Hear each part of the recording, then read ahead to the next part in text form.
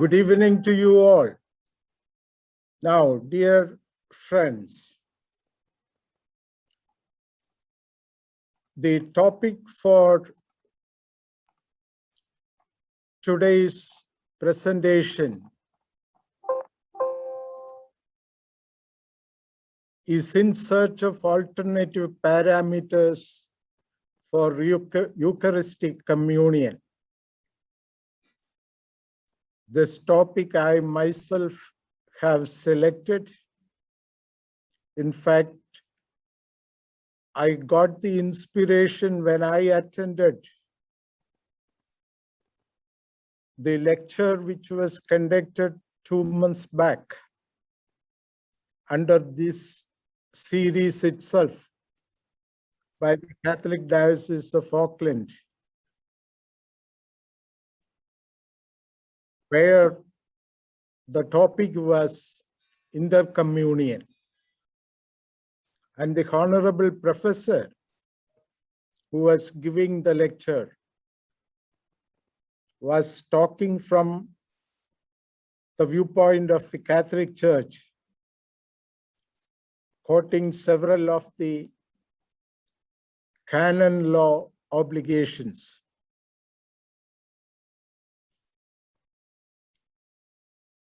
Being a person who was involved in various ecumenical activities for the last several years, I felt that I am listening to these kinds of excuses from all churches, telling that our doctrine says so, our canon says so, and therefore I am sorry.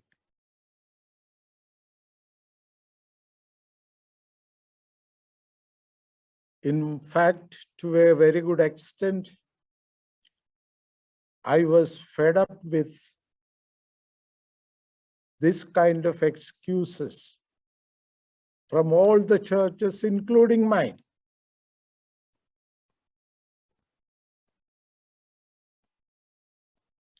Therefore, I thought I should think in a different way. Some way or other, we should find a different way to reach our Lord, all of us together.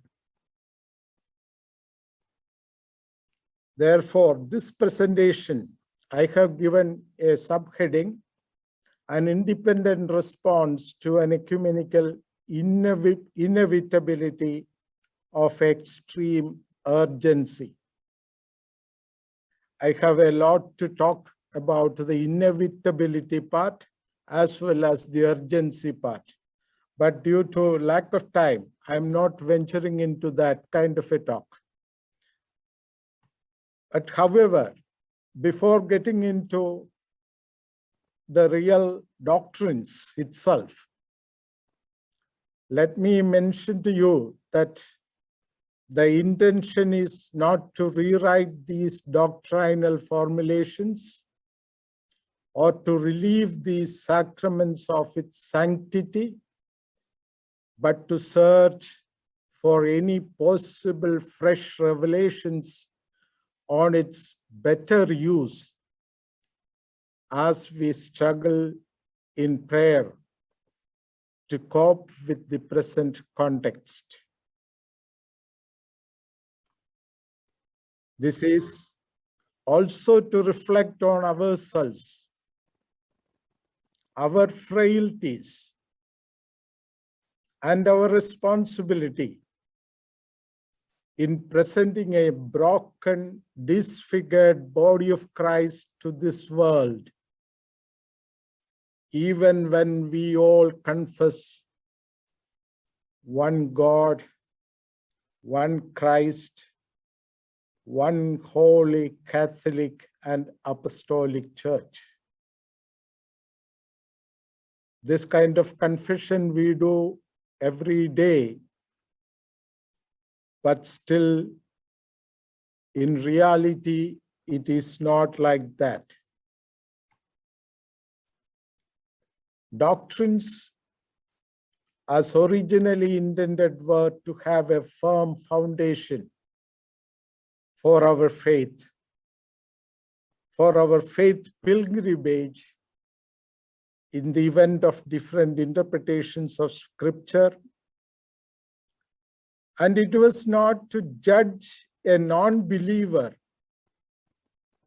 but to affirm our faith. We believe. That is what the creeds say. We believe.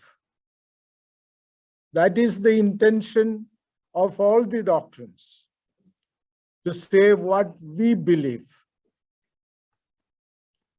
Doctrines were unfortunately more frequently used in specific historical settings. Of course, several of the historical settings may be reasonable or justifiable historical settings to judge who is not a believer,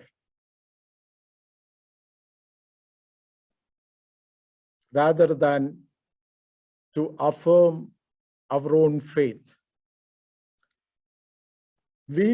Why can't we consider doctrines as a firm platform on which we stand together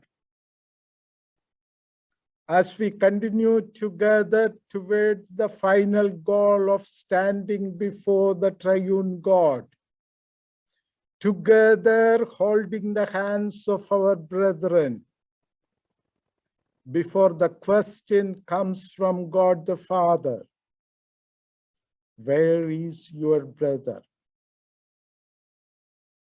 We all will have to face that question. On thinking over that question, our reconciliation becomes an eschatological imperative.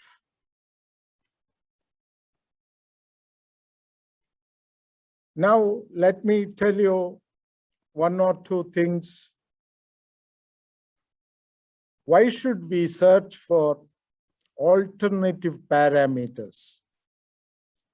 Since the beginning of ecumenical movement in the middle of the last century, all of us were talking about intercommunion and all,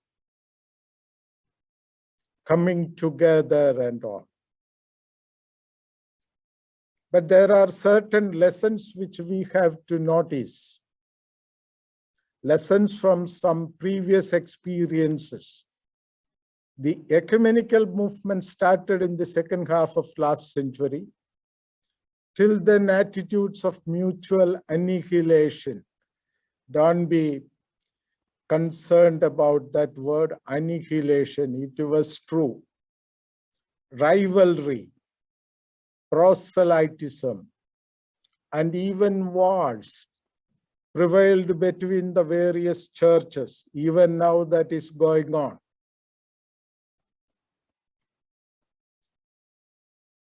One notable and commendable shift in attitude was adopted by the Roman Catholic Church consequent to the decision in Second Vatican to open their doors to other churches and denominations, as well as to people of other faiths and ideologies for a dialogue.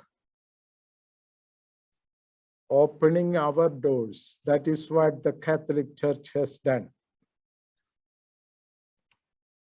One visible outcome of this pursuit for several years,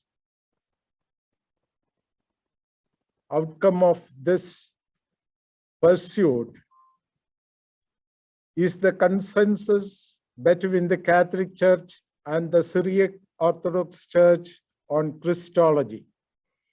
I have to take 2 or 3 hours to explain about the details of that dialogue, but to make it short, a common declaration was signed.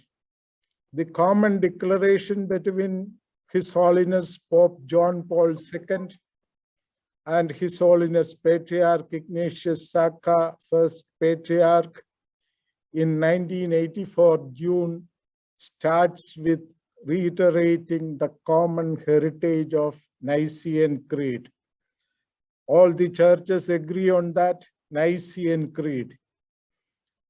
They say in the common declaration that the later difference of opinion and division is characterized as the result of difference in terminology, but the essence of faith is the same.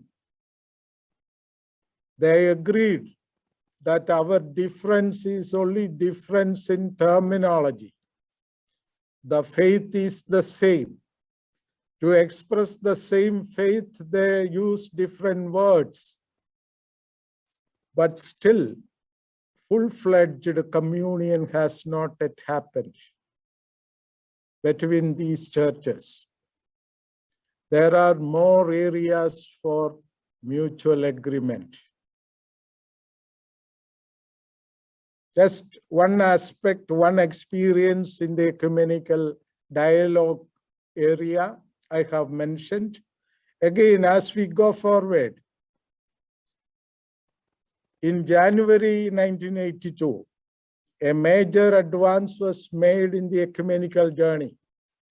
Over 100 theologians unanimously recommended to the WCC, World Council of Churches, Central Committee, to share an agreed statement on baptism, Eucharist, and ministry with all the churches for their common study and official response.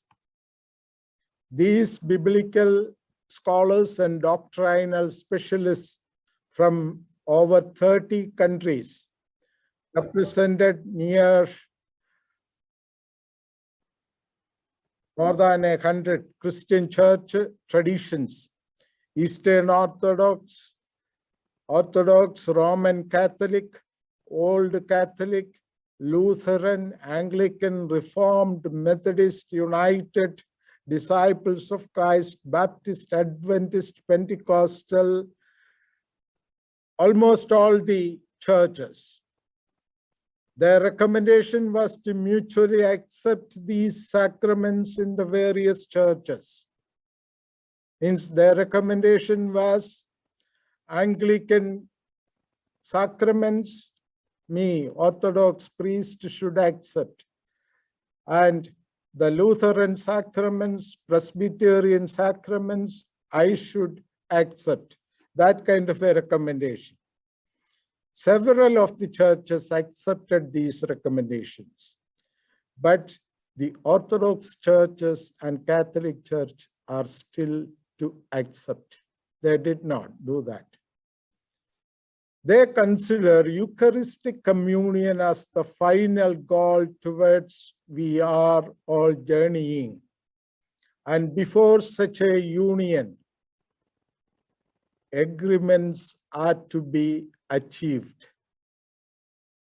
According to them, Eucharist cannot be considered as the means to the end. It is the end before which we have to agree on several other doctrines. Simultaneously, World Council of Churches also organized several dialogue in the global level on doctrinal consensus, which was time-consuming and did not bear the desired fruits. WCC has come to a shift in emphasis in its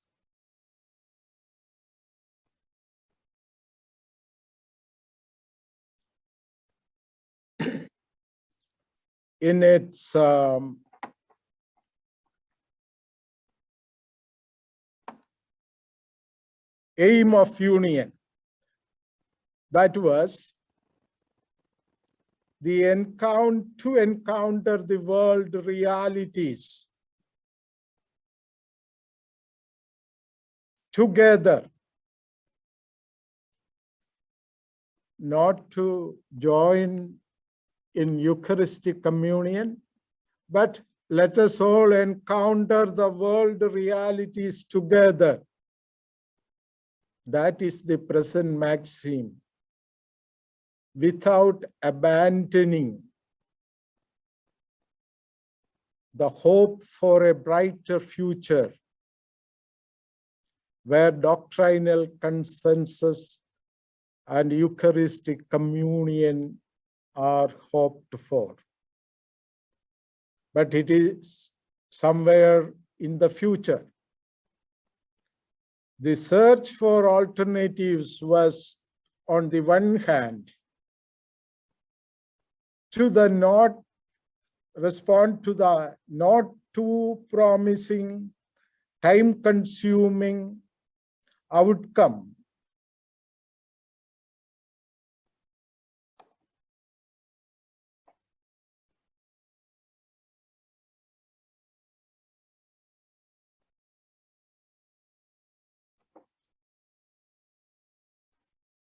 the churches were not addressing the immediate emergency, since they are feeling comfortable within their own structures and enclosures, which they were uncomfortable to share with anyone. I hope you got the point. I am comfortable within this enclosure of mine, and Reverend Ivica is comfortable in his enclosure. We don't want any union, nothing of that sort. That is the present state of ecumenism. In this context, I will invite your attention to some opinions shared by various, both Catholic as well as Protestant theologians of good standing. Let me quote from an article written by Richard Kearney. He is rather Father Richard Kearney. In an article, Towards an Open Eucharist, Richard Kearney is a Catholic monk, philosopher, theologian in Ireland. He was describing an incident which happened in Dublin, where the Catholic bishop there attended an ordination ceremony in the chapel of a monastery, where one Anglican lady who was of a good standing also was invited as a relative of one of the candidates for ordination. This lady also went up for receiving the communion, but she was denied. She was not given the communion. Then this person, this quotation is about that incident. A holy monk participating in the Mass said this afterwards, that one of the most unchristian acts I ever witnessed. I could not but recall the foreign Phoenician woman saying to Jesus, "Even dogs receive the crumbs from your table." Matthew 7:28. Hope you recollect that biblical incident.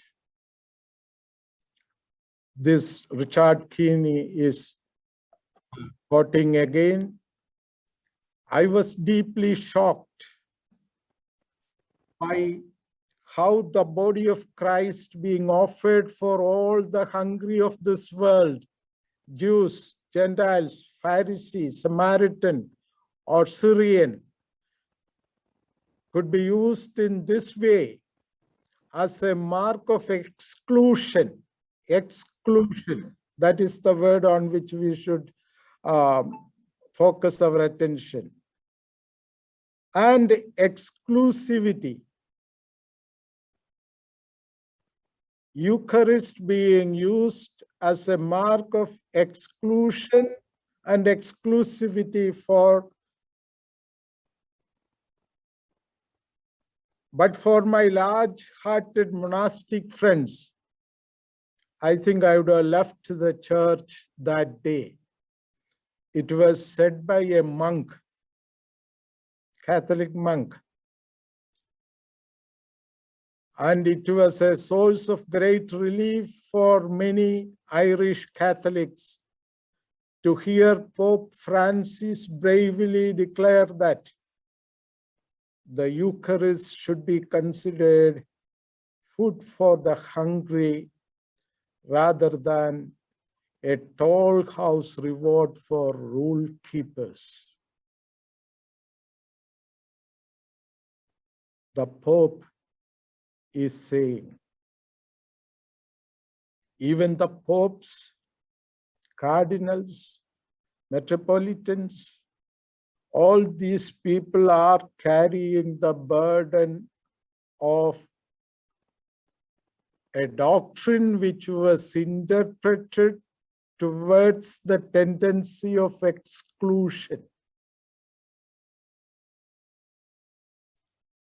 Let us go forward.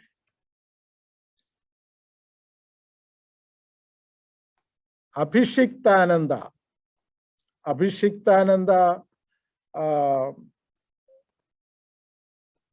was a European monk, I think of the Benedictine order. He came to India and he lived there.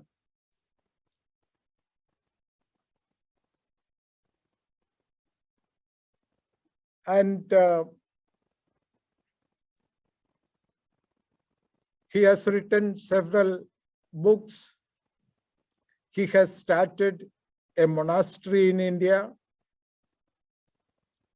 And he lived with the Hindu sages. Abhishektananda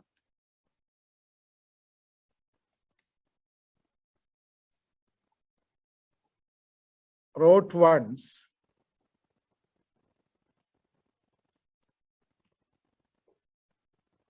the disciple of Jesus does not boast that in the cross he knows some higher secret of wisdom. He lives in conformity with his experience of the cross, and in all humility, he gives an account of it to anyone who asks him. And he continues in the same article, Abhishektananda, a restricted Eucharist is false. Whoever loves his brother has a right to the Eucharist.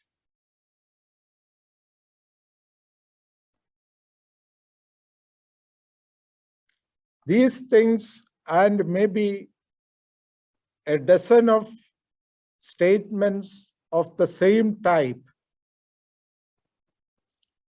I can quote from various other Catholic as well as Protestant theologians of good standing.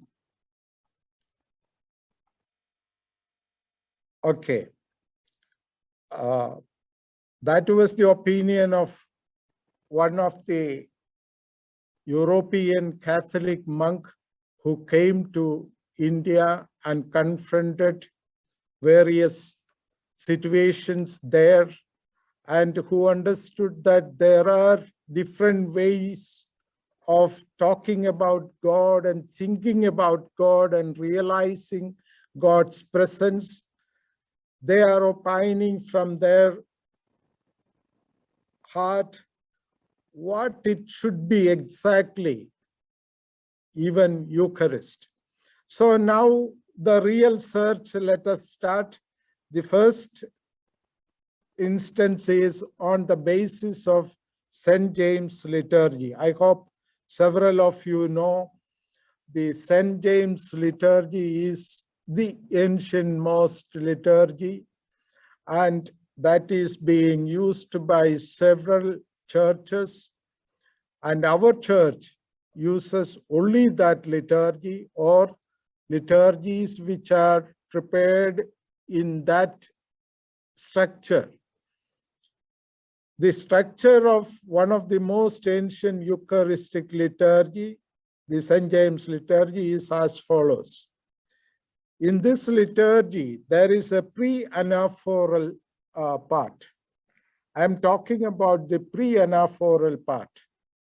That is, there is a preparatory section for the priest. Then there is a public opening that is symbolizing and representing the incarnation. Then ministry of the word, that is representing the public ministry of Christ. Then comes the prayer of absolution. This is for preparing the congregation for reconciliation. Then comes the recital of the Nicene Creed. Through that faith affirmation, through Nicene Creed, they are reconciling with God. Then comes the kiss of peace, or reconciliation between each other. After all these exercises comes the real central part of the liturgy, anaphora. Here, reconciliation with God and reconciliation between the congregation members is a prerequisite which should happen then and there. The point to be noted first is that the Nicene Creed is considered as the basis for faith affirmation. After listening to the word of God and repenting and getting absolved of sins, reconciliation with divine is symbolically expressed through the recitation of creed. Recitation of the creed is used to express our faith in God. Reconciliation with God. Reconciliation with the congregation is expressed through the kiss or equivalent action. Then you are ready to enter into the anaphora, which is the central part of the liturgy. You are eligible to receive the communion then. Each Eucharistic liturgy is an occasion for reconciliation and communion. This means Nicene Creed is the basis for Eucharistic communion. The second point to be noted is that every liturgy is an occasion for reconciliation. Reconciliation outside this liturgy, even though it's a biblical imperative, does not exclude or minimize the possibility of reconciliation within the liturgy. So, liturgy itself is a means for reconciliation, which the Orthodox and the Catholic people should once again think about. Let me point to another thing, that is the opinion of some of the theologians who work under the auspices of World Council of Churches. Mainly this kind of talk comes from areas where they encounter multi-religious situations. The concept of unbound Christ. Dr. Stanley Samartha, who was a learned Protestant theologian, he was my teacher too, he was very closely associated with the World Council of Churches Faith and Order Commission, and a very strong advocate for interreligious dialogue. He has written several well-read books, was teaching in various universities in India and abroad, including Princeton and Oxford. For fear of time, let me just very briefly state his argument. Leave Christ open to be talked about freely. Let anyone express their views about Christ, which he should be ready to listen to. Do not bind Christ inside your limited enclosures. This applies to Eucharist also. Another important theologian in the Asian sector was Dr. J.R. Chandran, who had been at the faculty of several universities around the world, including Australia. He was the principal of one of the Protestant theological colleges in Fiji, who was an ecumenical personality, was of opinion that humanization is to be considered as the goal of evangelism, not Christianization. He is expressing his concern over the insistence of churches on baptism as the mark of Christianization. So, since I heard the word baptism on several occasions in the ecumenical talks, let me make a point on the basis of baptism also. Baptism is considered to be the sacrament with which a believer becomes a member of the community of believers, confesses the faith. He or she is endowed with the gift of Holy Spirit. He or she rejects Satan, etc. Let us have a look at the baptism of Jesus. He did not require baptism, did not require any re-anointing, and the declaration from above. Still, he got baptized by John in front of all the other multitudes who were getting baptized from John. My question is, why? Maybe you have answers to it. In my humble view, it was to declare before that people his assent to be one with the hope and expectation of the people who did not know him. It was his declaration to bear the cross for them. Baptism is also a declaration of the candidate to bear the cross for the multitudes. Actually, that is the real Christian mission. Identifying with the people who do not know who Christ is, and to bear the cross for those people. Baptism has to be considered primarily as a commitment oneself to be part of a community called for a specific mission, than to be a sacrament which segregates us from the multitudes who are hoping for divine intervention.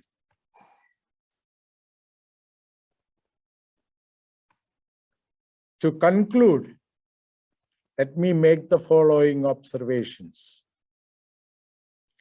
Doctrines are to be seen as an instrument of inclusion of entire humanity rather than exclusion.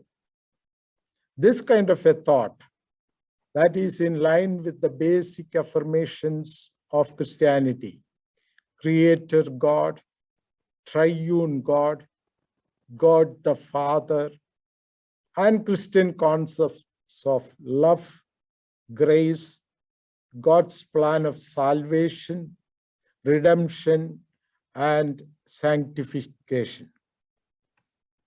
If we do not read this writing on the wall, we are no better than the Pharisees, Sadducees, and the Levites, who claimed the monopoly of God consciousness and authorized judges of right faith, who failed to sense or consciously did not want to sense the divine intervention in and through the person of Christ. At this point, let me just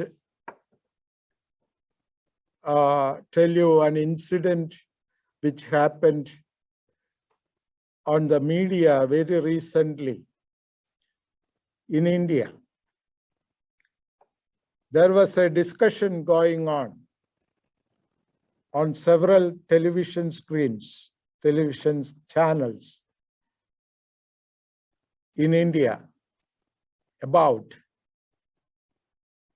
a film which was filmed by a Muslim, a person belonging to Islam community. And the name of the film was put as Isho. Isho means Jesus, Yesu. Several of the Catholic fundamentally thinking people came against it. And there was a discussion on the TV screen going on. And the moderator of the discussion asked these Catholic guys, who has given you the monopoly of Jesus?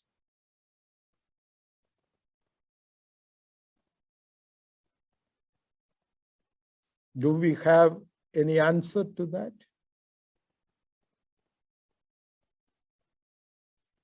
I feel that we are no better. We feel that God is within our quarters, whereas our basic faith says God is beyond that. He doesn't stay within those things which are made by us. He is far beyond, transcendent, but loving and caring. Let us show to the world that transcendent God who is loving and caring through Jesus Christ. Thank you. Thank you very much for your time and your attention.